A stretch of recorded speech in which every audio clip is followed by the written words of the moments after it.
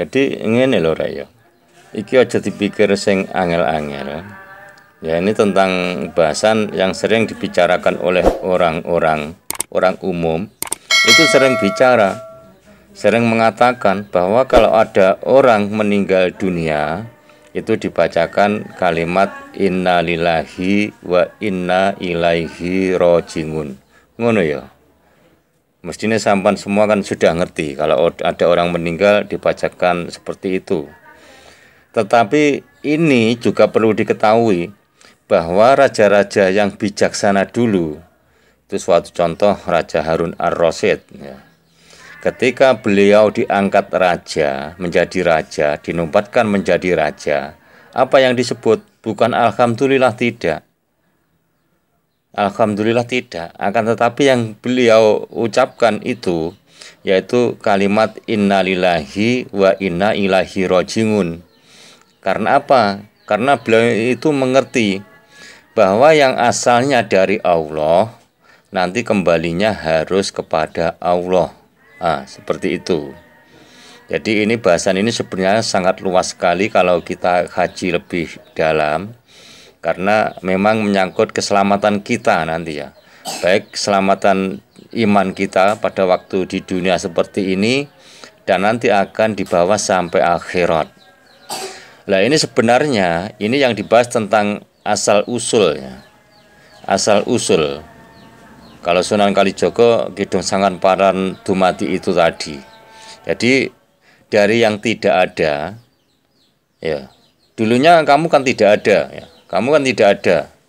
Terus sekarang ini kamu kan ada. Nanti kan tiada lagi. Seperti itu. Nah, dari tidak ada menjadi ada.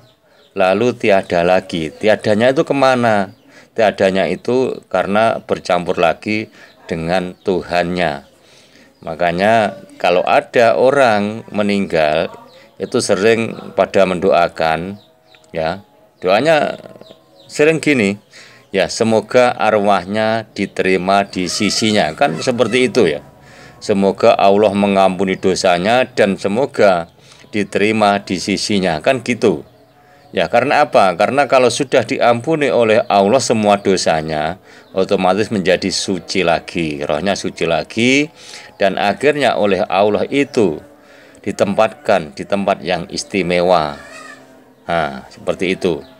Ini kadang sering ya dibicarakan oleh teman-teman, oleh konco-konco sambil ngopi, ngobrol-ngobrol itu tentang masalah innalillahi wa inna ilaihi rojiun itu, karena juga banyak sekali yang menghukumi ya, itu entah dari mana pengalamannya saya juga tidak tahu. Banyak sekali yang menghukumi bahwa yang namanya hidup itu dari Allah. Akan tetapi yang jasad kasar ini bukan dari Allah. Ada yang menghukumi seperti itu. Karena mereka tidak paham bahwa dulu sebelum ada apa-apa itu namanya adalah Akadiah ya. Akadiah itu wong belum ada apa-apa. Lalu wahdah itu Allah mulai berai, berarti kan belum ada apa-apa kecuali hanya zat itu sendiri.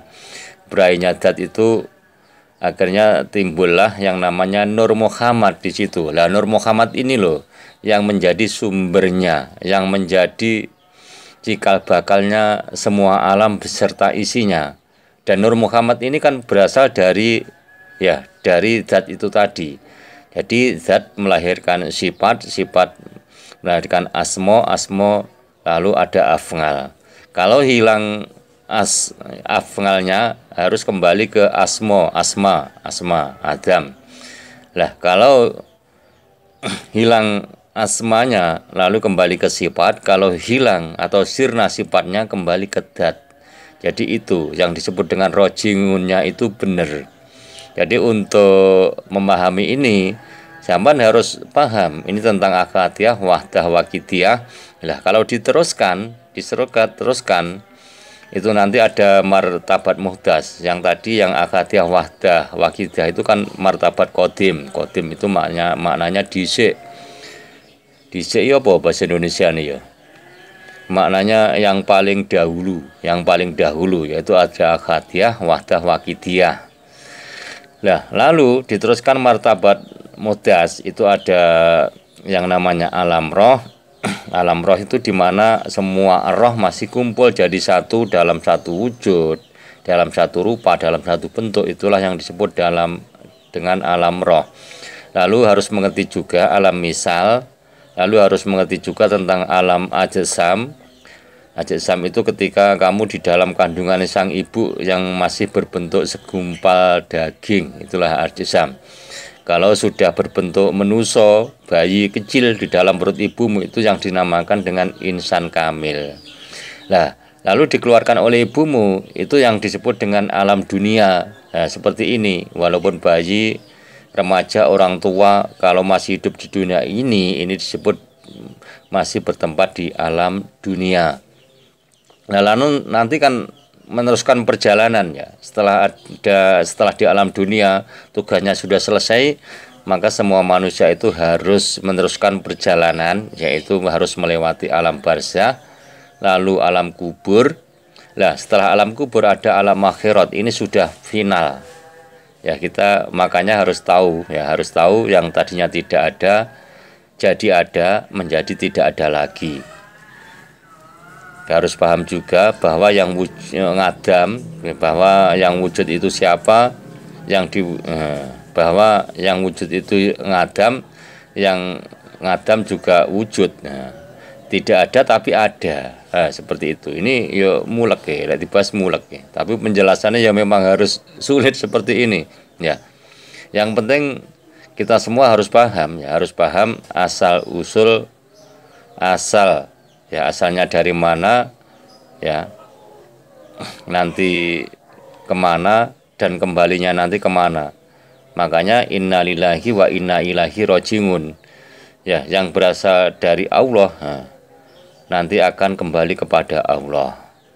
Dan semua yang ada di alam semesta ini, baik dari dulu sampai besok, sampai akhir, ya, sampai akhir, itu semuanya berasal dari Allah, maka akan kembali kepada Allah itu sendiri. Tidak lepas satupun yang keluar dari buminya Allah itu tidak ada. Nah, kadang ada yang sering punya pendapat bahwa jasad itu bukan bukan dari Allah. Ada yang bilang gitu. Lah dari apa? Dari tanah. Ya betul. Ya betul. Tapi sampai ya harus tarik ke atas, ya, tarik ke atas. Nah, tanah itu berasal dari mana? Tanah itu kan bumi. Bumi berasal dari mana? Dari Nur Muhammad. Nur Muhammad berasal dari mana? Dari Nurullah atau yang disebut dengan zat itu. Jadi sudah jelas sekali bahwa yang asalnya dari Allah nanti pasti kembalinya kepada Allah itu sendiri. Itulah yang disebut dengan innalillahi wa inna ilaihi rojiun. Nah, kita harus menata rojiun kita biar benar-benar ya, biar tidak keliru, karena keliru sedikit pun ya, kita keblinger sedikit pun masalah rojiun ini, maka kita akan kesasar kemana-mana nantinya dan akan menjadi ciloko. Lek wong Jawa lek ngarani ciloko ngoten.